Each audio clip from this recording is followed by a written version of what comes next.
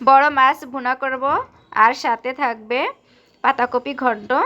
আপনারা কেমন আছেন? অবশ্যই ভালো আছেন। তো আমিও ভালো আছি। আর এই যে প্রথমে রান্নায় চলে যাচ্ছি, মূল পর্বে রান্নার।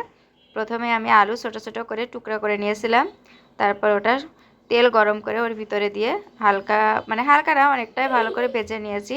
আর ভাজতে ভাজতে কিন্তু আলুটা অনেকটাই গলে গিয়েছিল। তারপর কাঁচামরিচ দিয়েছিলাম। আর এরপর আমি ছোটো ছোটো করে কুচি কুচি করে রেখে দিয়েছিলাম পাতাকপি। তো পাতাকপি দেওয়ার পর লবণ দিয়ে বেশ কিছুক্ষণ একটু আমি রান্না করে নিয়ে তারপর কিন্তু দিয়ে দিয়েছি হলুদ। তো এরপর সমস্ত কিছু গলে গেলে তারপর বাগার দিয়ে দিচ্ছি জিরা আর সাথে শুকনো মরিচ দিয়ে। এবার আমি এই ফুলকপিটি বাগার দিয়ে নেব, ফুলকপি করছি সরি পাতাকপি বাগার দিয়ে নেব। তো এইভাবে আমরা অধিকাংশ সময় ঘন্ট রান্না করি। আর এটা ডিম দিয়ে বা অন্যভাবে আমি খেয়ে দেখেছি, তবে আমার কাছে ততটা মজা লাগে না।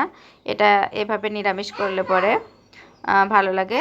আর লাস্টে যে আমি একটু চালের গুঁড়াটা দিয়ে দিচ্ছি, এটা আঠালো আঠালো করে আর খেতেও অনেকটা স্বাদ আসে। এবং তারপর দিয়ে দেবো একটু জিরা বাটা, জিরা এবং ধনিয়া আমি এটা বেটে রেখে দিয়েছিলাম। আর এটা দিয়ে আমার রান্নাটা শেষ করে ফেলবো। তারপর আমি আমার মেয়ের জন্য একটু লুডুস রান্না করলাম।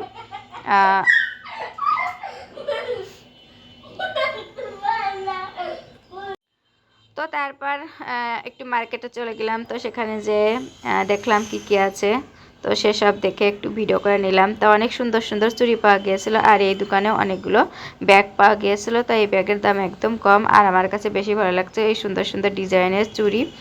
তো আমি একটু দেখে আসলাম কি কি কেনা যায়। তো এইভাবে দেখে আরেকটা বাবু ছিল, আমরা সবাই একসাথে গিয়েছিলাম মার্কেটে।